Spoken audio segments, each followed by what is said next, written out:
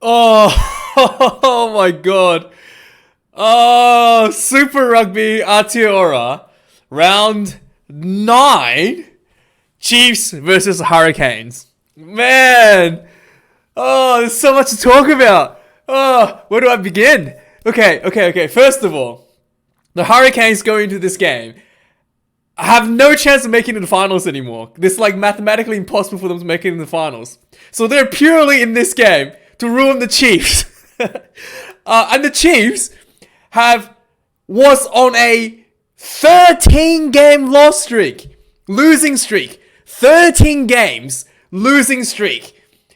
About 5 weeks ago, 6 weeks ago. So they ended their 13-week losing streak against the Hurricanes in Wellington, and they've been undefeated since then. Okay, so like the Chiefs really clicked into gear. The Chiefs 4-packs is so good. The 4-pack is just unbelievably good, and I can totally see them probably beating the Crusaders going to the if they make to the finals, because the Crusaders' secret weapon is their 4-pack, and the Chiefs 4-pack is unbelievably good. So there will be a great matchup to see Chiefs against Crusaders in the final. That's number one. And number two, the Chiefs backline started clicking into gear as well. Damien McKenzie, really good. Anton Lennon-Brown is just getting better and better every game. Every time he gets the board, he's just such a huge threat. And unbelievable performance from the Chiefs. And the Hurricanes came out of this game, right? Basically have no way of winning but to spoil the party for the Chiefs. Okay? So, right away, the game starts. Oh, and also, Chiefs, since they lost their captain, which is Sam Cane, they've been doing really well. Sam Cane was involved in that initial win against the Hurricanes about 5 rounds ago. 5, maybe 6 rounds ago, because there was a bye. But yeah, 5 rounds ago actually, yeah. Against the Hurricanes. And then he was injured. And the Chiefs just been getting better and better without Sam Cane. So maybe, I know what you're thinking. I know what everybody's thinking. And nobody's talking about it. Is it time for a new All Blacks captain? Now, he's not Sam Cane. There's definitely going to be a new All Blacks captain, because Sam is injured till after the rugby championship. So who's it going to be? A lot of you might think it's Aaron Smith, which I do think that he is a very great choice. Being a halfback, being in a position to see things in both forwards and backs, and his captain challenges during the tournament has been pretty good. He's made very good challenging calls. He's being able to, basically carry himself around the field quite well. The problem with him, there's two problems with Aaron Smith. One is that I don't think he's going to play the full game. So he may not be, they might not consider him because of that, because he's probably going to get subbed out for the second half of the game. And also, Aaron Smith is not a forward. Even though he's a halfback, he's not really a forward. The All Blacks, in recent times, really wants to get the forward in there, because the breakdown is something that the forwards, they want someone to be the captain, to be able to talk to the referee about the break, to get on the good side of the referee for the breakdown infringements, because that's where a lot of the penalties are coming from, and a lot of penalties could go both ways. And so that's the two things that Aaron Smith might not make the captain. So, in my opinion, they will put Scott Redcard Barrett as the captain, as the All Blacks captain, because he's a forward. He's starting playing loose forward, he's playing number 6 for the Crusaders. So he's a forward. He's playing a flanker, which is basically his job is to work with the breakdowns. So he's very good at the breakdown. He can he can talk to the referee about the breakdown without getting penalized. He can get himself in a good position for the referee to make those 50-50 calls for the All Blacks. And also, he has a history of being penalized for stupid things like getting red carded, getting yellow carded. He has a very track history of basically like giving away penalties, I guess. And that's something the All Blacks typically actually look for in a captain. They want a captain that's typically more who likes to push the boundaries, in a sense. That's something that Richie McCaw used to do a lot. He pushes the boundaries, and every now and then Richie McCaw gets sent off a yellow card for pushing the boundary too far. But that's the point. They want someone to be able to push the boundaries and to try to talk themselves, like to try to see how far they can push, how much advantages can get out of the referee, to just basically maximizing the referee for themselves. So I think Scott Barrett's probably gonna be the captain. But anyway, let's get back to the game before I've wasted too much time talking about something else. So right from the start of the game, the Hurricanes came out, Chiefs at home. Hurricanes scores a try in less than 1 minute. They got the ball from the 22, and there was just a massive break from the Hurricanes. And then Blackwell crashes over. He made a massive break, crashes over for a try for the Hurricanes. Right away, 7 points to nil. And you're just like, what the hell happened there? Like, Chiefs fell asleep coming out of into the home, into their home tunnel or something. And it was like really, really like quick. And then Chiefs slow the ball down a little bit. Everything starts to like calm down a bit. Damian McKenzie got a first penalty kick, 40-meter out, 3 points back on the ball for the Chiefs. And then the Chiefs build up on some pressure. 30 minutes into the game, it was a bit back and forward in the first half, pretty close both game. But 31st minute, Chiefs managed to get their first try into the game themselves. Kula goes in for the Chiefs. Damian McKenzie converts. Chiefs up 10 points to nil. And 10 points to 7, I'm sorry, beg your pardon. And then the game kind of carried on a little bit. In the dying second of the first half, Hurricanes got a penalty 55 meters out. We've seen Jordie Barrett try to kick a 63-meter penalty last week against the Crusaders, against the Crusaders, not last week, but a couple weeks ago. 2 weeks ago, last week I think Hurricanes had a bye. So 2 weeks ago, which is the last game they played, against the Crusaders, we saw Jordie Barrett try to do a 63-meter kick. And he got the distance, but he didn't have the accuracy. So this 55-meter kick was like relatively easy compared to that one. And sure enough, he slots the goal.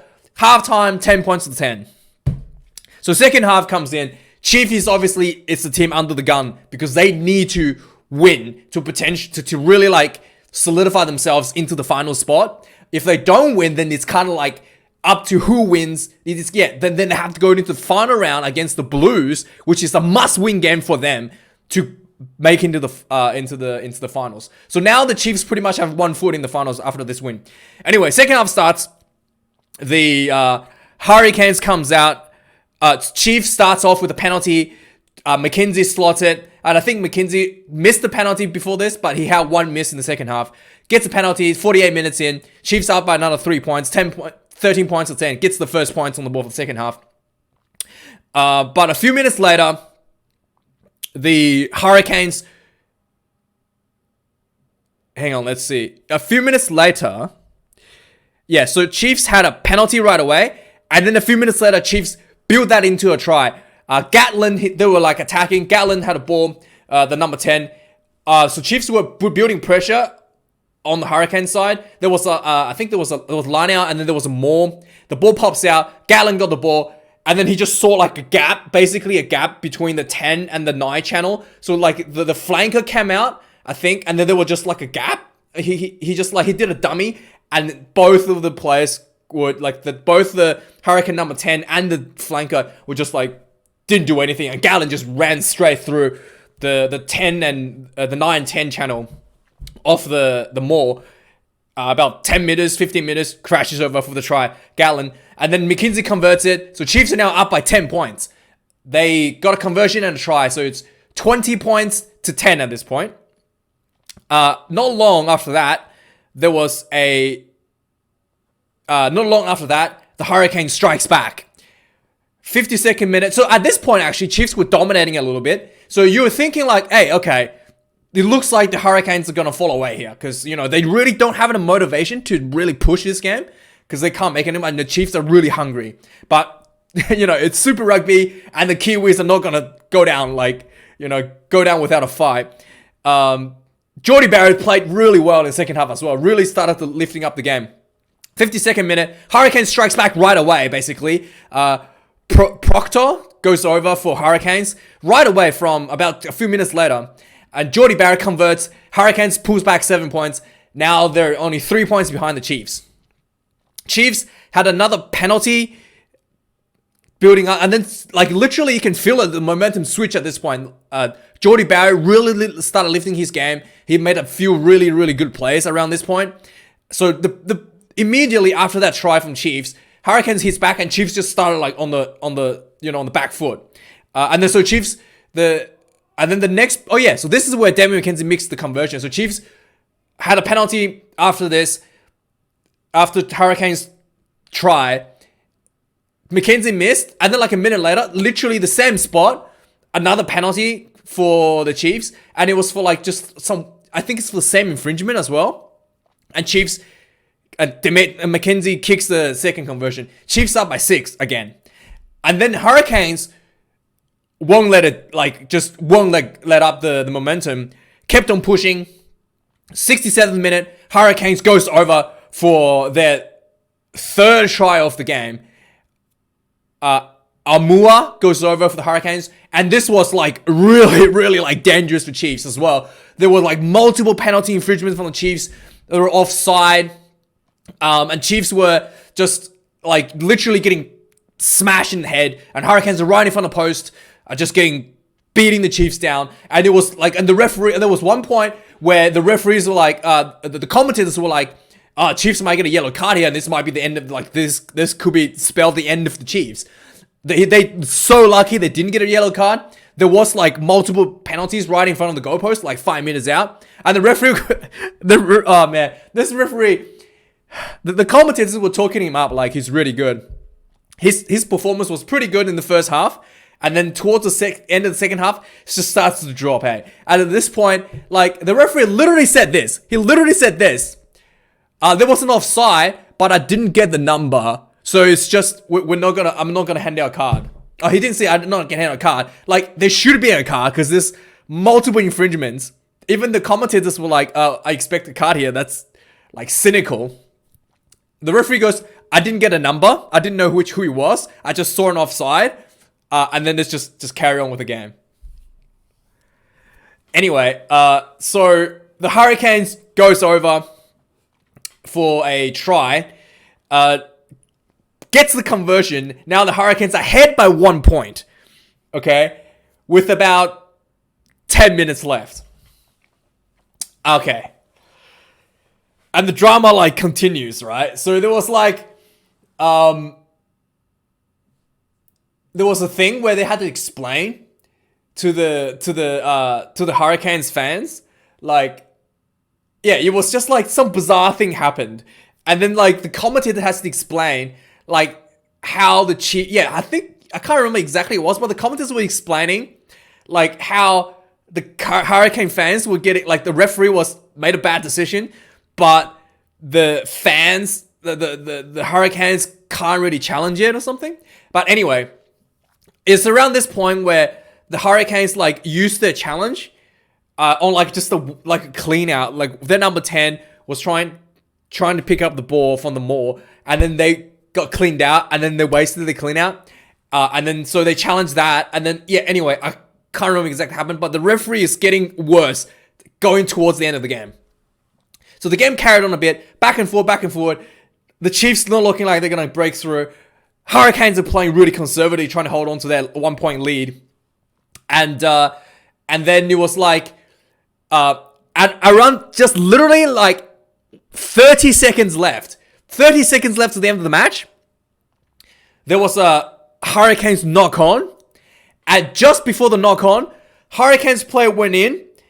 One of the players were the Chief guys was getting the ball, got the ball out from the ruck, and passed the ball away. As it was passing, one of the Hurricanes players was literally in the offside position. He's literally in the ruck. He stood up in the ruck, slapped the ball down like from the Chiefs player. And that's like a blatant offside. So, and that was like 50 meter, could have been a kicking range for the Chiefs. And it was like 30 seconds left in the game. So the Chiefs would have got a penalty kick from that. And then so that happened. And the Chiefs goes in for so Chiefs were just like talking. So the replay showed, so they're setting up a scrum for a Hurricanes knock on. And the replay showed that there was blatant offside. So the Hurricanes player goes in and says, captain referral for offside. And the referee goes, you had to make that challenge within 10 seconds of the stoppage. And that time has passed. I'm not going to take a look at it. What? Like, first of all, it would have been like, it wasn't like 10 seconds. It was like, probably if it was, yeah, sure, it was past 10 seconds. But it would have been like, it's not like 5 minutes later. It's like 20 seconds later, right? Like, you know, it's not like super far-fetched, like 5 minutes later for a referral. And the thing is, it's really obvious that was an offside. The referee should have picked that up themselves. It's not up to the captain to make a captain's challenge to make sure that you make a right decision on that. Like, you should have made that right decision in the first place. And if you didn't make the right decision, you should have a look and not to just come up with some cop-out like, oh, it's past 10 seconds. Oh, you should have done it right away, you dumbass. Oh, too late now. Can't give you that penalty. So that was pretty bad, referee. Pretty bad. They should have, like, looked at it, especially when it's not like, it's like, you know, not that far away. Like, literally on the, like, 20 seconds instead of 10. Like, they missed it out by just a few seconds, basically. It's just like, and, you know, anyway. So that happened. So you're thinking at this point, okay, Chiefs may not be able to do much. Chiefs scrum, halfway point, Chiefs feed, huge scrum, full on penalty. The Hurricanes scrum got destroyed. In fact, the Hurricanes scrum got destroyed a few times in this game. The Chiefs scrum absolutely dominated the Hurricanes. Chiefs on huge push, big penalty coming up. So Chiefs played on full on penalty, 45 meters out. Full on penalty. So Chiefs played on. Anton Lennon-Bro looked like he made a half break on the sideline, and he passes the ball to the winger. And the winger just like drops the ball, and he's just like, oh. And then they're like, okay, come back for the full-on penalty from the scrum. And Damian McKenzie's like, all right, we'll go for the 3 points. Puts the ball down. Everybody's like whistling, cheering, and the bell's going off. He takes a kick. He puts a smile on his face. And then he takes a kick. He's missed the kick in the pretty much exact same spot in the second half, like 20 minutes prior, right? So everyone's just like, okay, it's not 100% guaranteed it's going to make this one. 45 minutes out, takes a kick, goes through. Massive relief for the Chiefs. Massive relief. Huge win. Now they're pretty much 1 foot in the finals. I think even if they lose next week against the Blues, I think they're still in the finals. It's just that there is a possibility that they can actually host the finals instead of going to Christchurch to play Crusaders at, Crusaders home ground, which is a really, really, really tough game. If they have a home final, it will be, I guess, easier game. Like they could potentially, win the minor premiership. The Chiefs, man, huge bounce back. Huge bounce back. From the longest losing streak in the history of Super Rugby to now potentially winning the competition. Massive props to the team. And, Hurricanes and the Chiefs 4-pack really won the game for the team. That last scrum and a few scrums during the game really pulled the Chiefs out of a lot of bad predicaments. That last one, like the forwards literally won the game. And, man, like the finals going in against the Crusaders has the best 4-pack in the competition. And the Chiefs forwards, since the last time they played, and it's going to be a very close matchup. And they definitely have a chance of beating the Crusaders for the Super Rugby Aotearoa title. Man, very exciting stuff. And with the Trans-Tasman competition coming up, there's a lot of interesting things to see. the Chiefs are looking like all the New Zealand teams are looking pretty strong, and some of the Aussie teams are starting to build better. And God, I can't wait. Can't wait to see the Trans-Tasman competition, to see what happens when Crusaders play the Reds, or Chiefs playing the Reds, or Brumbies, because the Brumbies are a really good four pack as well. So Chiefs versus Brumbies versus Reds, Crusaders versus Reds and Brumbies. They're both like incredibly like huge matchups. Just brutal. All these teams have like brutally, clinically, like well drilled four packs, and very like smooth, well oiled backline as well. So very excited to see what's gonna happen. And congratulations to the Chiefs. You are well deserved win, and maybe the Crusaders will lose tomorrow. Like the Blues will do you guys a favor, and you can actually, if the Blues win tomorrow against the Crusaders, the Chiefs have to beat the Blues. I think the Crusaders has a bye on last week, so there might be a chance that the Crusaders might not make the final. I think we'll have to look at the board. I think maybe if the Chiefs and Blues, so the Blues wins, they will be third. They beat the Crusaders. I think there might be like a weird situation if the Blues beat the Chiefs next week. The Crusaders might not make the finals. I'll have to look at this another time. Anyway, thanks for watching, guys. I'll see you guys for another video later tonight. Thanks. Bye.